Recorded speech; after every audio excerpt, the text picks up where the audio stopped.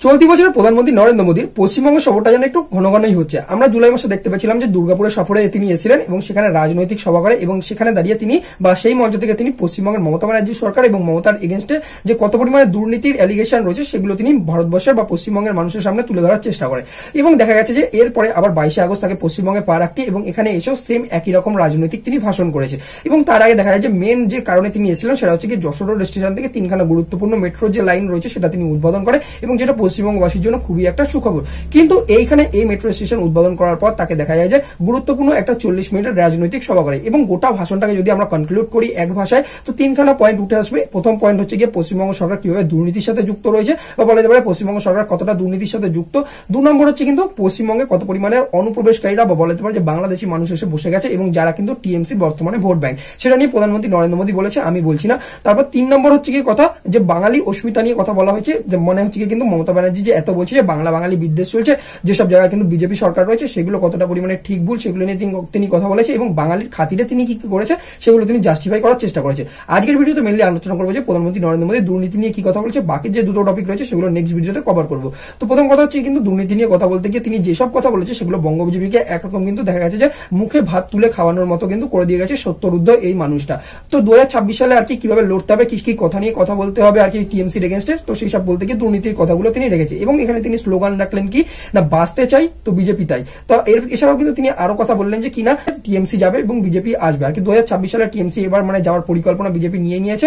তো এখানে কিন্তু বিজেপি একবারে কিন্তু আসতে চলছে। দুর্নীতির প্রথম কথা বলতে তিনি কি বললেন যে প্রচুর পরিমাণে টাকা লাস্ট কয়েক বছর ধরে কিন্তু সেন্ট্রাল গভর্নমেন্ট পশ্চিমবঙ্গ সরকারকে পাঠিয়েছে এবং সাধারণ মানুষের উন্নতি করার খাতিরে কিন্তু সেই টাকা সেন্ট্রাল গভর্নমেন্ট পশ্চিমবঙ্গ সরকারের হাতে দিয়েছে, কিন্তু পশ্চিমবঙ্গ সরকারের যে এমএলএ এমপিরা রয়েছে তারা কিন্তু সেই পরিমাণে টাকা সাধারণ মানুষের উন্নতি করতে কিন্তু লাগায়নি। যেমন এইসব বলতে গিয়ে তিনি ইঙ্গিত করে একরকম কিন্তু জ্যোতিপ্রিয় মল্লিক এবং সাথে কিন্তু পার্থ চ্যাটার্জি মানে আর কি দিকে এবং তারা কিন্তু কিভাবে কিন্তু শিক্ষা দুর্নীতির সাথে যুক্ত বা বলা যেতে পারে যে অন্য দুর্নীতির সাথে যুক্ত এবং তাদের ফ্ল্যাট থেকে কি পরিমাণে টাকা ইডি আর সিবিআই যে উদ্ধার করেছে সেগুলো নিয়ে কিন্তু তিনি একরকম ইঙ্গিত করে দেয় এবং পশ্চিমবঙ্গের কত পরিমাণে তাবৎ লিডারের উপর যে অ্যালিগেশন রয়েছে এবং বলা যেতে পারে যে স্বয়ং কিন্তু মুখ্যমন্ত্রী মমতা ব্যানার্জি এবং সাথে অভিষেক ব্যানার্জির উপরও কিন্তু এরকম কিন্তু অ্যালিগেশন রয়েছে আর কি বিজেপির তরফ থেকে, কিন্তু ঠোস প্রমাণ না থাকা সত্ত্বেও কিন্তু দেখা যায় যে ইডি আর সিবিআই এখন বর্তমানে তাদেরকে তুলতে পারছে না, কিন্তু আর কি কোন রকম সুরাগ পেলেই আর কি তাদেরকে তুলে নিয়ে যাবে। এবং সেটা বলতে গিয়েও তিনি আর কি বললেন যে বর্তমানে যে রিসেন্টলি একটা বিল আনা হয়েছে সংসদে এবং সেই বিলটা নিয়ে কথা বলতে গিয়ে তিনি বললেন যে টিএমসি কেন এত বিরোধিতা করছে, তাদের এত ভয় কেন। তো সেক্ষেত্রে তিনি কি বললেন যে সংসদে যে বিলটা আনা হয়েছে সেটা একটা সাদা মাটা কিন্তু একটা বিল এবং সেই বিলে কি বলা হয়েছে না কোনো প্রধানমন্ত্রী হোক, মুখ্যমন্ত্রী হোক,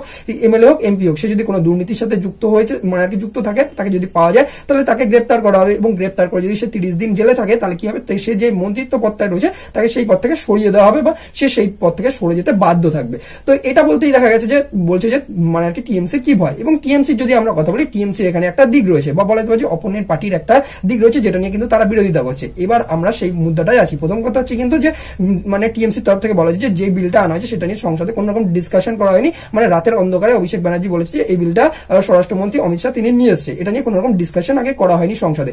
এবং বর্তমানে দেখা যাচ্ছে যে তারপর মুখ্যমন্ত্রী মমতা ব্যানার্জি তিনি কি বলছে যে বলছে যে এইটা একটা ডেমোক্রেসির উপরে আঘাত আনা হয়েছে বা বলা হচ্ছে এটা একটা ব্ল্যাক ডে ব্ল্যাক বিল, মানে আর কি গণতন্ত্রের উপরে কিন্তু একটা হামলা করার চেষ্টা করছে বিজেপি সরকার এবং সেখানে তিনি চাইছে যে কোন রকম অপোনেন্ট লিডাররাই না থাকুক বিজেপির এগেনস্টে। তো এই দুটো দিক যদি এবার আমরা জাস্টিফাই করার চেষ্টা করি যে প্রধানমন্ত্রী নরেন্দ্র মোদী যেই কথাটা তিনি বললেন, তো সেই কথাটা জাস্টিফাই করতে গিয়ে আমাকে প্রথমে বলতে হবে যে আর্টিকেল 14 কতটা পরিমাণে লাগু হবে এখানে। যদি আমরা লাস্ট কয়েক বছর ধরে সেক্ষেত্রে দেখা গেছে যখনই ভোট আসে কখনো না কোনো মানে আর কি দলের মানে অপোনেন্ট লিডারের যেমন আপের যদি আমরা কথা বলি সেক্ষেত্রে অরবিন্দ কেজরিওয়ালকে ভোটের আগে কিভাবে জেলে তুলে নিয়ে যাওয়া হলো ইডি আর সিবিআই এর তরফ থেকে। এরপর দেখা গেল যে ঝাড়খণ্ডের যেমন যদি আমরা মুখ্যমন্ত্রীর কথা বলি হেমন্ত সোরেনের, তাকেও কিন্তু সেম ভাবে কিন্তু তুলে নিয়ে যাওয়া হলো এবং পশ্চিমবঙ্গে তো রোজ কাউকে না কাউকে তুলে নিয়ে যাওয়া হচ্ছে। এবং যদি আমরা দেখি যে কালকেও দেখা গেছে যে এমএলএ কে তুলে নিয়ে যাওয়া হয়েছে এবং সেটা নিয়ে প্রচুর পরিমাণে কন্ট্রোভার্সি চলছে এখন বর্তমানে, সেটা আপনারা দেখেইছেন এখন বর্তমানে আশা করি। এবং তারপরে যদি আমরা কথা বলি পশ্চিমবঙ্গের প্রচুর পরিমাণে কিন্তু এমএলএ এমপির উপর কিন্তু অ্যালিগেশন রয়েছে।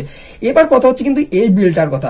তো প্রথম কথা হচ্ছে কি যাদেরকে ধরা হয়েছে তাদের তো কোনো রকম কিন্তু যে তাদের উপর ঠোস প্রমাণ কিন্তু ইডি আর সিবিআই কিন্তু দেখা যাচ্ছে যে মানে আর কি দিতে পারছে না, তাদেরকে ধরে নিয়ে যাচ্ছে 3 মাস পর্যন্ত জেলে রাখছে বা 6 মাস রাখছে, কাউকে 1 মাস রাখছে, কাউকে 2 মাস রাখছে, কাউকে 1 বছর রাখছে, তারপর কিন্তু তারা ছাড়া পেয়ে যাচ্ছে। যদি আমরা অরবিন্দ কেজরিওয়ালের কথা বলি 6 মাস পর্যন্ত জেলে রইলো, তাকে ছেড়ে দেওয়া হলো গেল। কিন্তু এখানে ক্ষতিটা কার হলো? সাধারণ ডেমোক্রেসির কিন্তু ক্ষতি হলো এখানে। যদি আমরা অপোনেন্ট লিডারের কথা বলি, তারাই যদি না থাকে তাহলে কারা বিরোধিতা করবে? এটা কিন্তু একটা বড় প্রশ্ন রয়েছে। তার কারণ হচ্ছে কিন্তু ইডি আর সিবিআই এর উপর কিন্তু বারবার কিন্তু দেখা যাচ্ছে সুপ্রিম কোর্ট অর্থাৎ মাননীয় সুপ্রিম কোর্ট কিন্তু তার কথা বলেছে তারা যেন পলিটিসাইজ না হয় বা তাদেরকে যেন পলিটিক্যাল কাজে ব্যবহৃত না হয়। তো সেটা নিয়ে কিন্তু বারবার কিন্তু ইডি আর সিবিআই কে কিন্তু সতর্ক করা হয়েছে এবং ইডি আর সিবিআই কিন্তু দুজনে কিন্তু একটা ভালো সংস্থা বা বলা যেতে পারে নো ডাউট কিন্তু তারা ভালো কাজ করে এবং ভালো ইনভেস্টিগেট করে ভারতবর্ষে।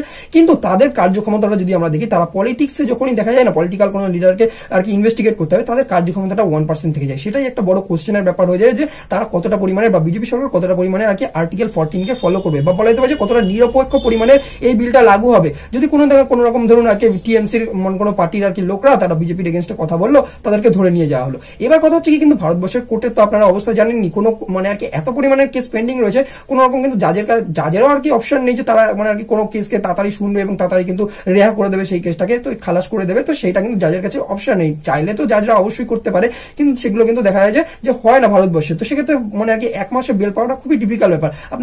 আপনারা অরবিন্দ কেজরিওয়ালেরই কথা দেখুন না, 6 মাস হয়ে গেল, তাকে কিন্তু 6 মাস পর কিন্তু জেল থেকে রিহা করা হলো। বা পশ্চিমবঙ্গের আপনারা প্রথম সারি লিডারগুলোকে দেখুন না, তাদেরকে দেখুন যে কত পরিমাণে কিন্তু জেলে নিয়ে যাওয়া হয়েছে এবং কতদিন পর তাদেরকে ছাড়া হয়েছে। কিন্তু তাদের উপর যে চার্জেস গুলোর কথা বলি, চার্জেস গুলো কিন্তু আজও কিন্তু ঠিকঠাকভাবে কিন্তু প্রমাণ করতে পারেনি ইডি আর সিবিআই। এরপর কথা হচ্ছে কিন্তু যে বিজেপির যদি আমরা কথা বলি, তো বিজেপির কিন্তু একটাও এমন লিডারকে আপনারা দেখতে পাবেন যে যাদের উপরে এরকম চার্জেস রয়েছে বা ইডি আর সিবিআই গিয়ে কিন্তু তাদেরকে ধরেছে। তো সেক্ষেত্রে টিএমসি গভর্নমেন্ট বলছে যে কতটা পরিমাণে কিন্তু উল্টো দিকের পার্টিটার ক্ষেত্রেও লাগু হবে। এক্ষেত্রে কিন্তু বলা হচ্ছে যে আপনারা যারা পলিটিক্স বোঝেন, তারা মানে আর কি পলিটিক্স সম্পর্কে আপনারা যারা ধ্যান রাখেন, তারা অবশ্যই বুঝতে পারবেন যে পলিটিক্সে কোনো কিছু কিন্তু সাধারণভাবে হয় না। কোনো জিনিস সাধারণভাবে জিনিসটা দেখানো হয়, কিন্তু সাধারণভাবে জিনিসটা হয় না। আশা করি যে আপনারা সেটা পলিটিক্স বুঝলে অবশ্যই বুঝবেন। তো সেক্ষেত্রে কিন্তু সেটাই মমতা ব্যানার্জি সরকার তরফ থেকে কিন্তু একরকম তুলে ধরার চেষ্টা করা হয়েছে এবং সেটা নিয়েই বর্তমানে কিন্তু রাজনৈতিক মহলে একটা উত্তাল হয়েছে। এবং বর্তমানে যদি আমরা কথা বলি অপোনেন্ট লিডারের তরফ থেকে এটাও বলা হচ্ছে যে বর্তমানে যেহেতু কিন্তু ইলেকশন কমিশন এবং কিন্তু বিজেপির উপরে ভোট চুরির কিন্তু একরকম কিন্তু আরোপ লাগানো হয়েছে এবং এইটা ঢাকতেই দেখা গেছে যে এরকম কিন্তু একটা বিল বর্তমানে আনানো হয়েছে। এটা থেকে কি করা হয়েছে, মানুষকে একরকম চোখ বা বলা হচ্ছে যে দৃষ্টি কিন্তু যাতে সরিয়ে দেওয়া যায় বা বলা যাবে ডিস্ট্রাক্ট করা যায়, সেটা কিন্তু করার চেষ্টা করছে এই বিজেপি সরকার। তো দেখতে হবে আগে কি হয় এই জিনিসটা নিয়ে এবং কতটা পরিমাণে এই বিলটা বর্তমানে কিন্তু পাস হওয়া হবে কিনা, সেটাও একটা বড় ব্যাপার রয়েছে। তার কারণ হচ্ছে কিন্তু সংসদে যদি সংবিধান অ্যামেন্ডমেন্ট করতে হয় তাহলে 2/3 কিন্তু মেজরিটি পেতে হবে, যেটা কিন্তু বিজেপির কাছে বর্তমানে নেই। তো সেটার জন্য কিন্তু বর্তমানে এইসব কোশ্চেনগুলো উঠে আসে। তো এটা নিয়ে আপনাদের কি মতামত রয়েছে অবশ্যই কমেন্ট বক্সে লিখবেন এবং ভারতবর্ষের বিজেপির কি পজিশন রয়েছে বা বিজেপিকে এই বিলটা এলে ধরা হবে কিনা বা ইডির তরফ থেকে বিজেপির পার্টিকে লোকে এরকম ভাবে ইনভেস্টিগেট করে ধরা হবে কিনা, সেটা নিয়ে আপনাদের কি মতামত রয়েছে অবশ্যই লিখবেন। বা টিএমসির পার্টির লোকদের যদি চলে যায় মানে আর কি এই বিলটা পাস হয়ে যায়, তাহলে টিএমসির পার্টির লোকদের কি হবে না হবে অবশ্যই আপনাদের কি মতামত রয়েছে অবশ্যই কমেন্ট বক্সে জানাবেন। এরকম যদি আপনারা রেগুলার ভিডিও সম্পর্কিত আপডেট পেতে চান পলিটিক্স সম্পর্কিত, তাহলে অবশ্যই ইউটিউবে সাবস্ক্রাইব করে রাখবেন।